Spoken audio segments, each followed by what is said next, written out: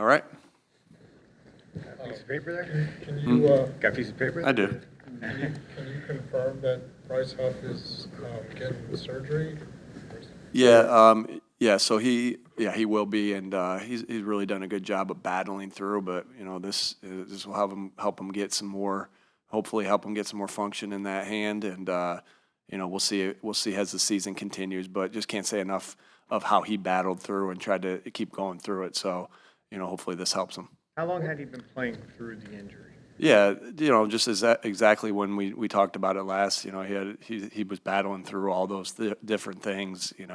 I really admire the way he did battle through it and played, with that cast on. So again, hats off to him and there. So you mean What? two games? Yeah. That was okay. Yeah. So Jalen Hunt takes on a bigger role here? We'll see how that goes. We got some guys, obviously, with all these guys, and really like our room. They've been playing at a really high level. We think Jalix, we obviously, drafted Jalix because we liked his skill set. Jalix has been doing a lot of good things on special teams. And so, we'll see how those reps get divvied up, and this week will tell a lot in practice. Is the plan to put him on IR possibly, or is it too soon? We'll see. Yeah, we'll see. We'll see how that goes. See where we are as we continue on through the week and after everything goes on. Is this possibility one of the scenarios when you were at the trade deadline that this could be a result, and was that something you guys had in mind? Again, we talk about everything and through every situation. But like I said, we really like this room and the guys.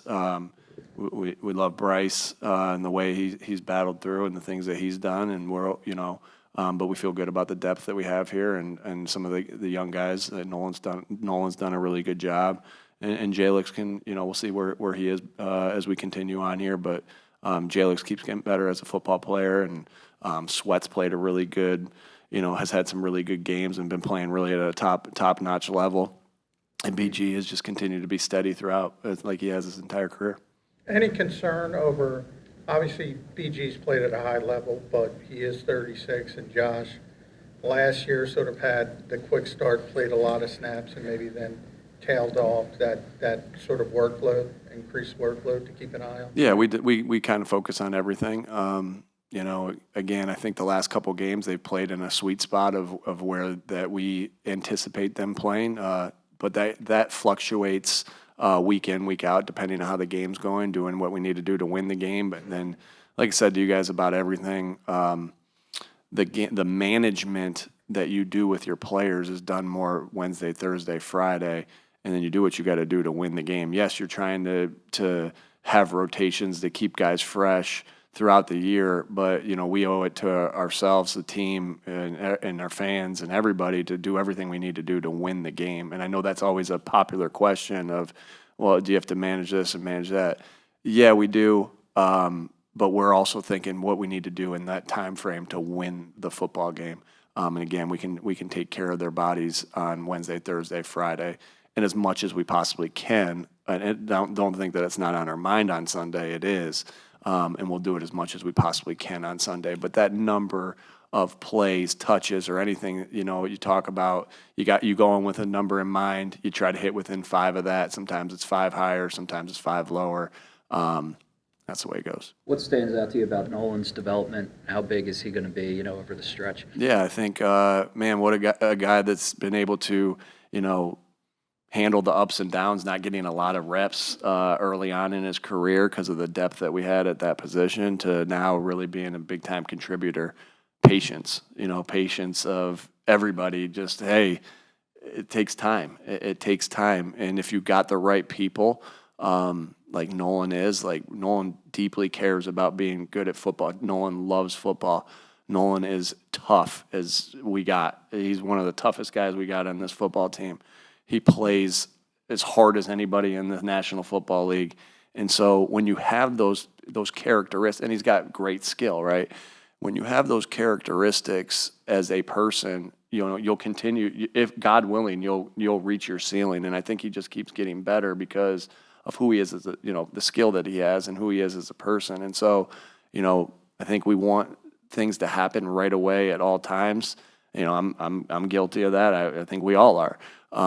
But development and getting better every day, there's a process, and it takes time. And I think what you've seen is just, him putting his head down, working every day, regardless of what the circumstances are, and you've seen him get better and now he's making some really contributing big time to our success. Nick, along the lines of Georgia guys, Jordan Davis is a guy who hasn't made the splash plays, I guess, but what have you seen from him maybe since the bye week as far as his play? Sometimes D tackles aren't going to have the splash plays, at times, because sometimes they're eating up the double team. Sometimes there's no space in there, and other guys are contributing because it's taking two guys to block them, and Zach Vaughn or N'Kobe can run around and make the play. So I think Jordan continues to get better. He's strung together a couple nice games in a row by our accounts of did we grade him out as a positive, and I don't get into the grades much, but Jordan's been playing well and doing what we've asked him to do, and so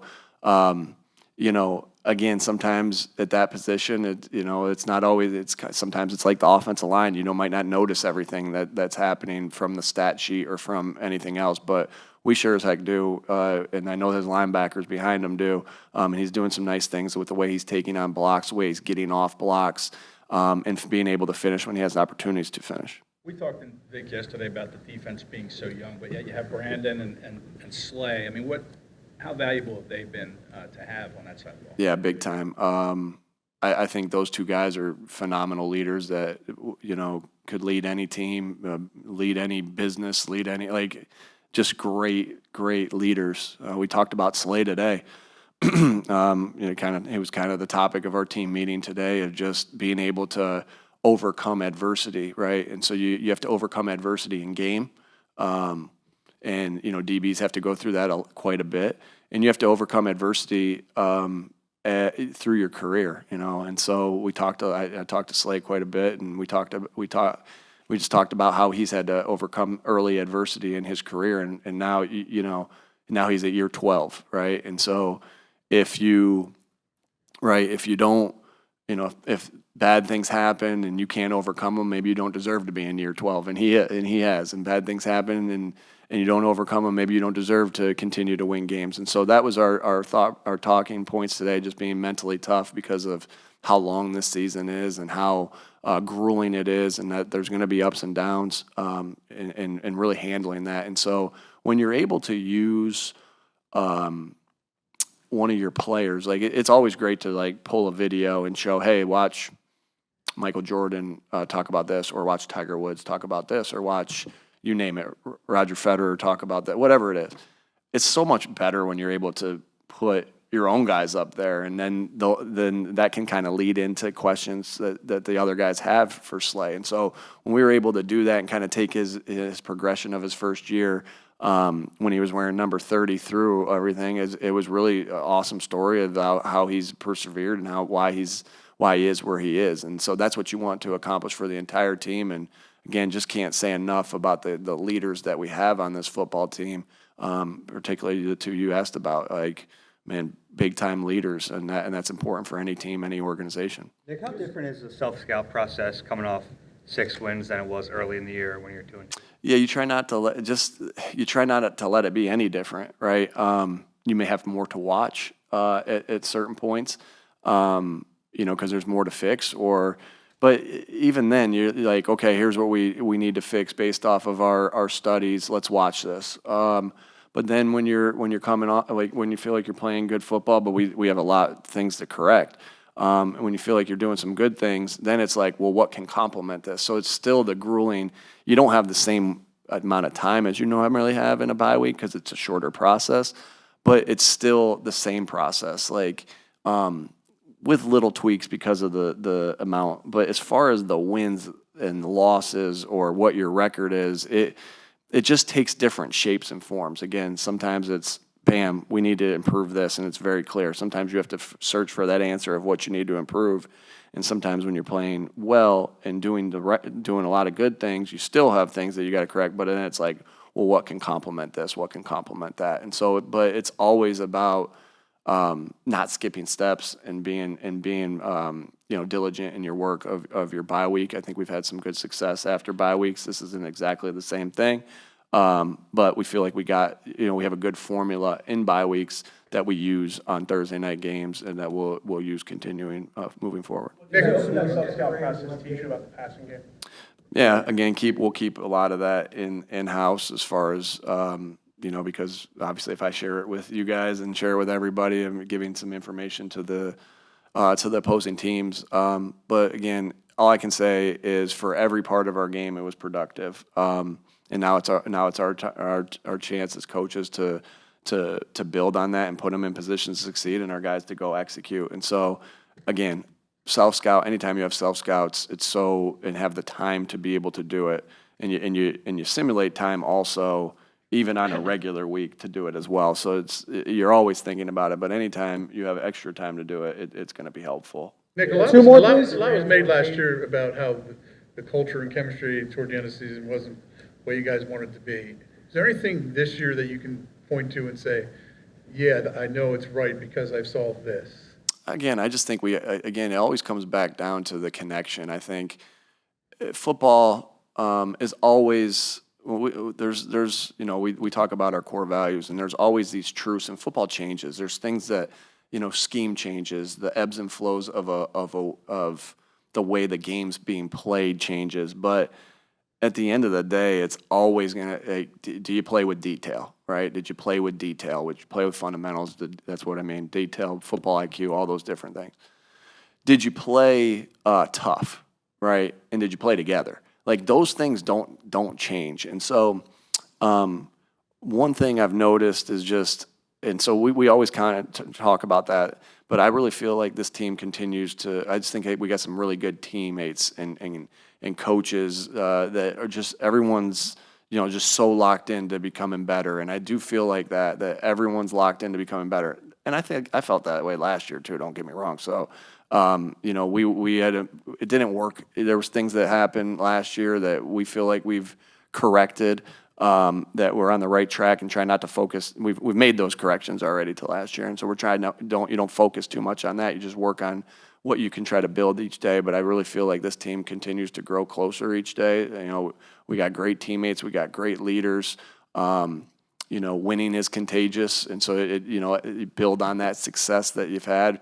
But I think the other thing I see is just the hunger of everyone, to get better. And that's all I can point out from this year's team. Forget last year's team. We've learned from those mistakes that we've made from last year. Myself, the team, everybody. I really noticed this year's team that we're getting closer as a football team, and just have that hunger to get better each day.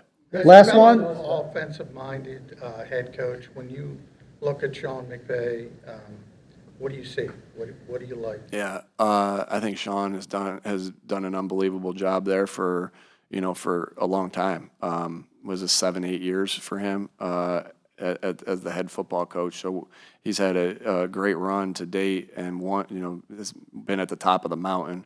And I have a lot of respect for his scheme. I have a lot of respect. One thing I always want guys to respect on our team is that we play with great fundamentals, because, that we put a lot of time into that. I always see that from his guys, and I've always seen that from his guy, even dating back to when I knew he was a wideout guy and he was at Washington. I was like, man, his wide receivers play the game the way I envision receivers playing the game. So I've always respected that about him. And like, looking at afar, you always try to study guys, and I got so much respect for his leadership. We have some of the strength guys that were here with him, and I've always, I've been very curious about, hey, what would Sean do in this situation? What would Sean do in that situation? You always try to learn from people.